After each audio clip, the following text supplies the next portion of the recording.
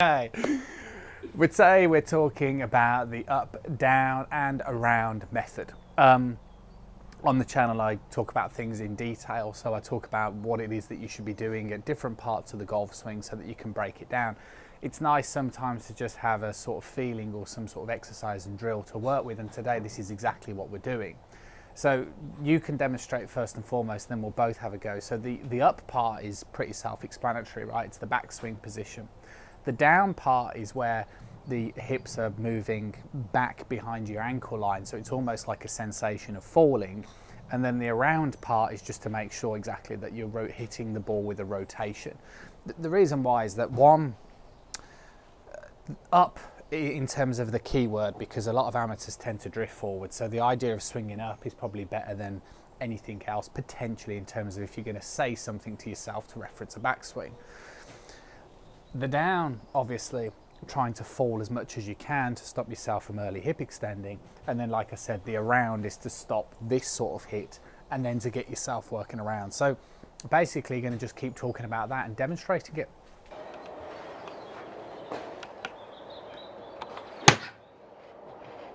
Keep warming up.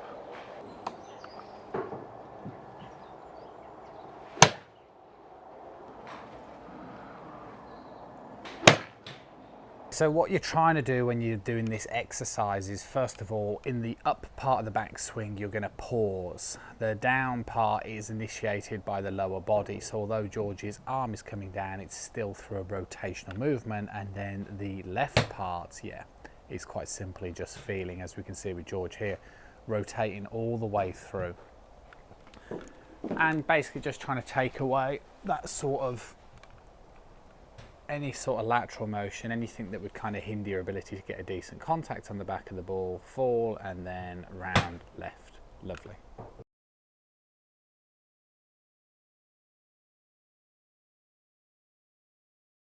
So the point is really that I think that the three parts of the golf swing which are important: one, obviously the backswing; two, the initiation to the downswing; and three, obviously the hit.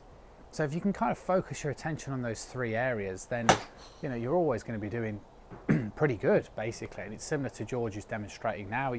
Start off with a more lofted club with this exercise.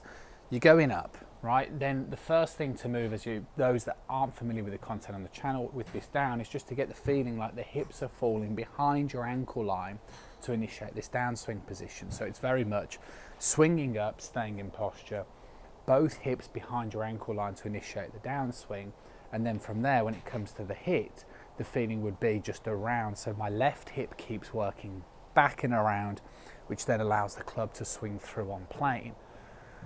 Do it slowly. It will definitely test your coordination, but then what you can start to do is slowly stagger that, and similar to what George is demonstrating now, just so you can still feel these three phases, but it's just a much smoother transition. This up, down and around, up, down and around. And to be honest, if you can put these three movements together, then you're going to be doing pretty good.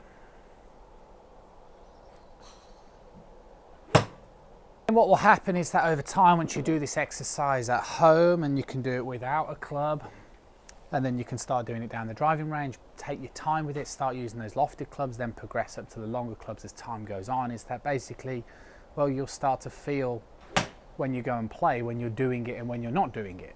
And when you're putting these three movements together, it will start to feel much more seamless, and the whole transition, it won't feel like you're fighting anything. The club will just be able to work on playing instead of kind of getting stuck and having to start flipping, excessively using your hands. So it's 100% a worthwhile exercise, and I think it's a really nice feeling to have, to give you some sort of consistency. Go and work on it.